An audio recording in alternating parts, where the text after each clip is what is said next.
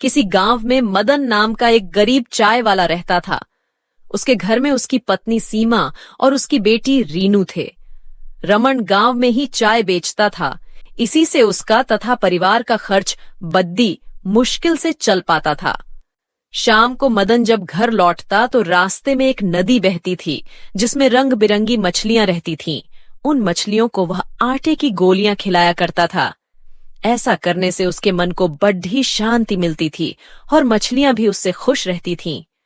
गरीबी के कारण मदन अपनी बेटी रीनू के स्कूल की फीस भी बड़ी मुश्किल से भर पाता था। एक दिन रीनू स्कूल से रोते हुए घर आई।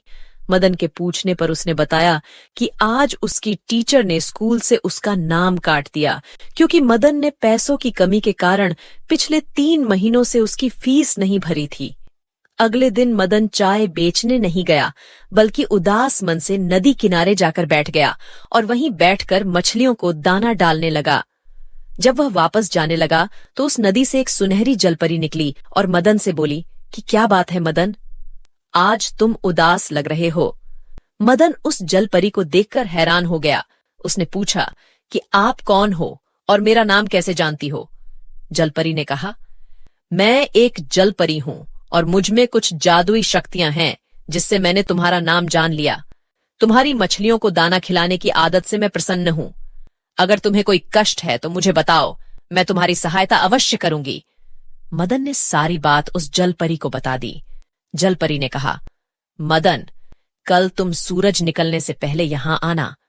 मैं तुम्हें सोने के सिक्कों से भरा थैला दूंगी जिससे तुम अपने परिवार का खर्चा अच्छे से उठा सकोगे। यह सुनकर जलपरी वापस नदी में चली गई। अगले दिन सूरज निकलने से पहले ही मदन नदी पर पहुंचा। तभी वहां जलपरी प्रकट हुई और उसने मदन को सोने के सिक्कों से भरी एक थैली दे दी।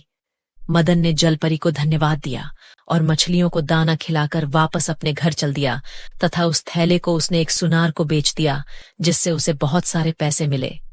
सबसे पहले मदन ने अपनी बेटी के स्कूल की फीस भरी जिससे कि वह वापस अपनी पढ़ाई शुरू कर सके। कुछ महीने के बाद मदन ने उन पैसों की मदद से एक छोटा सा होटल शुरू कर दिया। उस होटल से उसकी आर्थिक स्थिति अच्छी होने लगी तथा उसने एक पक्का मकान भी बनवा लिया। मदन ने सोचा कि अब उसके पास अच्छा खासा धन हो गया है।